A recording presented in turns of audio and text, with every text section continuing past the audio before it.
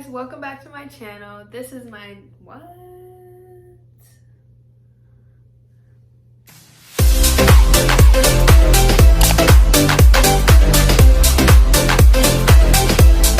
Hey guys, welcome back to my channel. This is NyquanaB TV. I'm NyquanaB.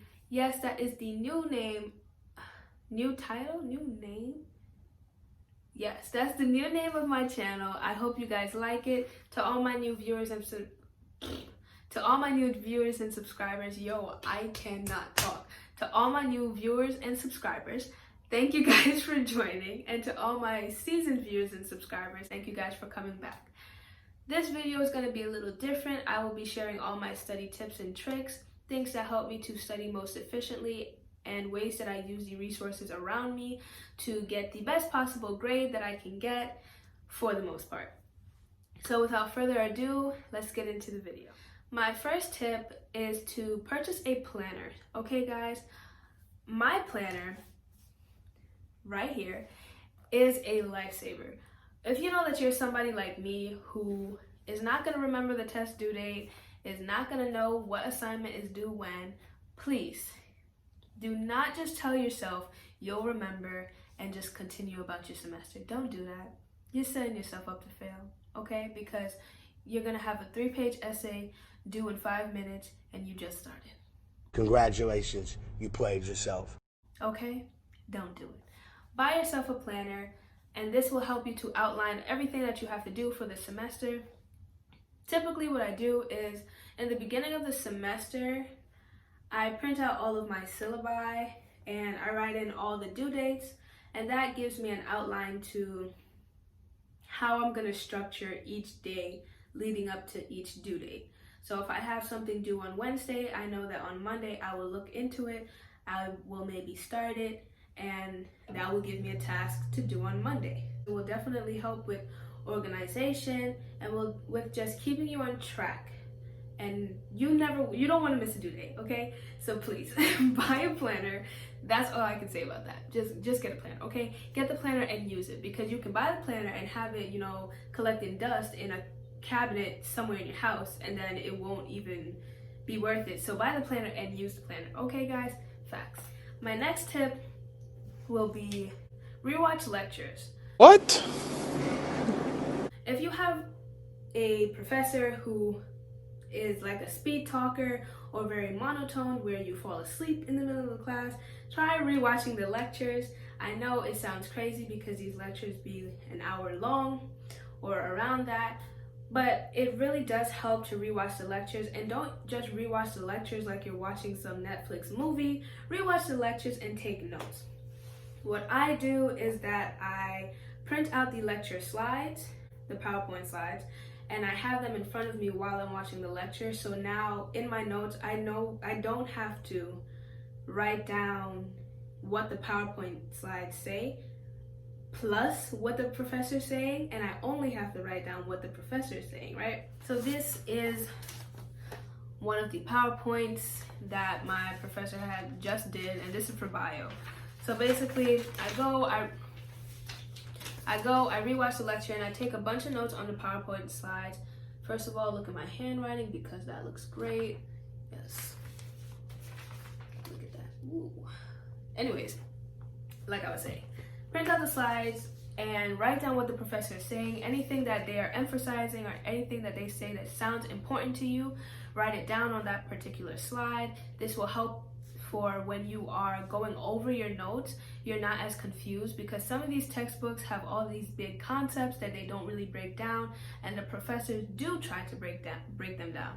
So write down what your professor is saying, everything that's important on the slides, and have them printed out in front of you guys.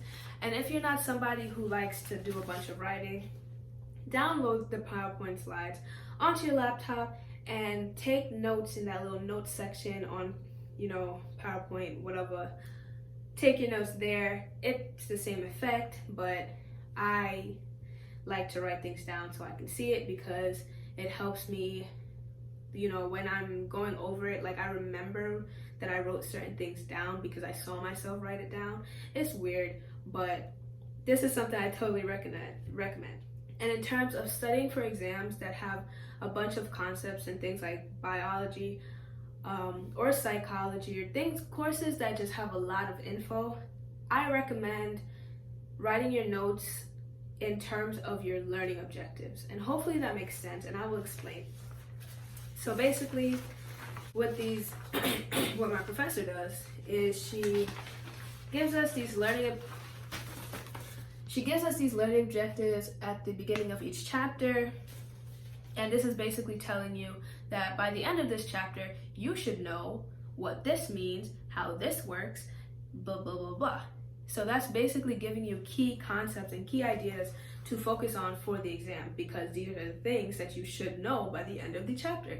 So when you are going over your notes, I am somebody, like I said, I love to write things down. So what I do is I write everything down again. This is my bio notebook. This is from the first exam, which I took. We're not going to talk about that exam. Anyways, this shows a learning objective at the top, and then all the information that goes under that learning objective. I know you all notice all the colors on my papers. It's not for fun, it's not for show. I do it for a purpose, okay? And I'm gonna explain that right now, okay? So, everything that you see that is in blue is either a heading or a word that I want to define. And then the black writing is the definition of the word, or the stuff that goes with that concept. And everything in red is what the professor said in terms of that specific thing.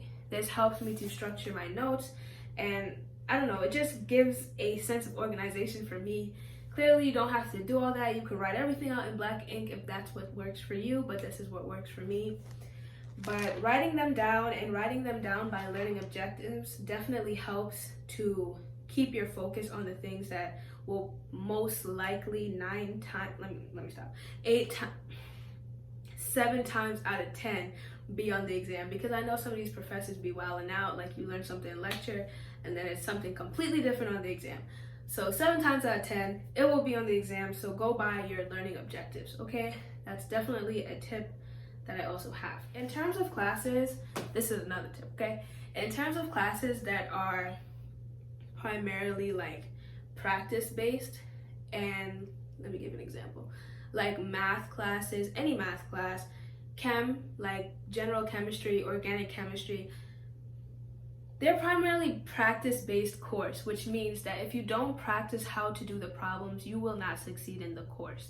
Practice those problems, print out similar problems like the ones that you see in lecture, and just practice them, because now when you go onto the exam, you will see it, and you no longer have to sit there and try to decode what the question is really asking you and what you should do, because you've seen it so many times that you can just do it.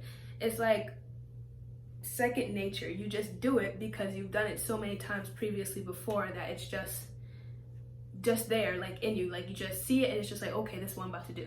Okay, so print out a bunch of practice exams, whether it's from what the teachers may give you or random ones online. Definitely do that. I also recommend watching YouTube videos if you're not getting the concepts, because there's so many tutors, so many people on YouTube that just want to help and that just spew out all this information that will definitely help you. So type in your topic into the YouTube search bar and find a video that is kind of similar to what you are learning in class, and watch that video. Take notes on that if you find that that specific person is explaining it in a better way. In terms of classes that, let's say, are vocabulary based, who else is here? I recommend flashcards. And it's really funny because I hate flashcards. I hate doing them. They're so annoying. But they do work for classes where it is vocabulary based. I would never do them for a class which consists of a bunch of concepts and big themes or whatever, like bio. I only do them for classes that are vocabulary based, like, for example, right now, psychology. Wait, what? I'm not taking psych right now, guys. I meant Spanish, but I have considered doing them for psych. I never did. But I'm doing them for Spanish, and I totally recommend them because they're good for vocabulary-based questions. Going to office hours. Go to office hours. They're there for a reason. Go to your TA office hours because the TAs are not there to just sit down and look pretty. They are there to help you guys, okay? Go to your office hours. Ask all your questions that you have. Don't be afraid to ask your questions. I remember when I first started out in college, I hated asking for help. I was very prideful. I felt like because everybody else got it, I should understand it too.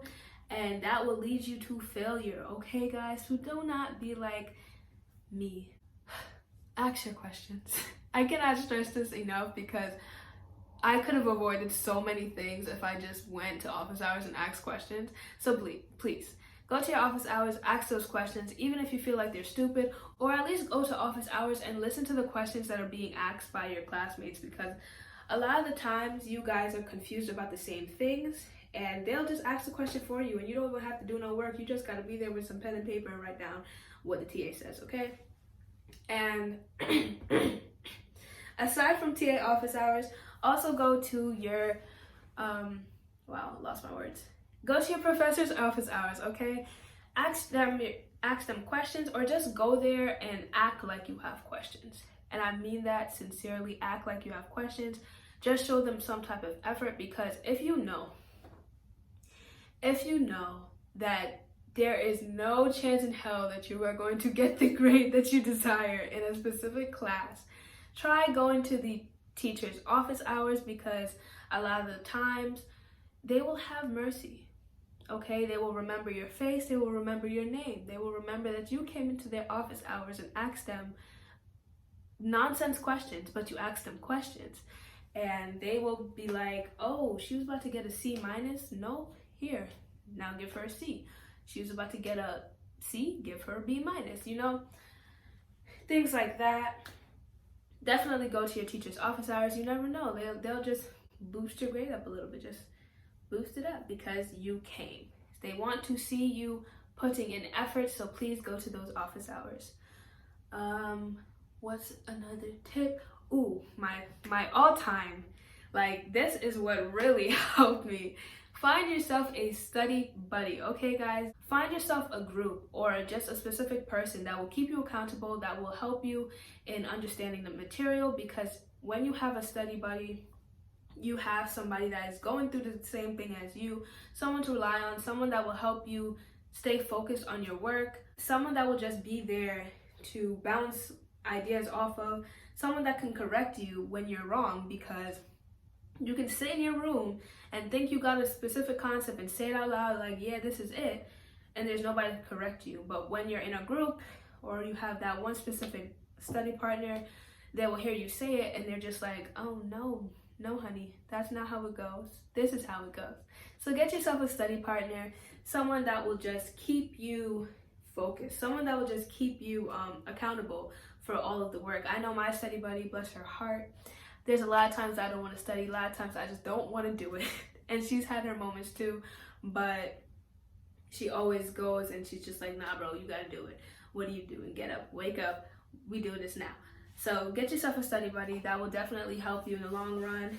And yeah, don't be afraid to find one. You know, like in the beginning of this semester, it was like especially hard because we are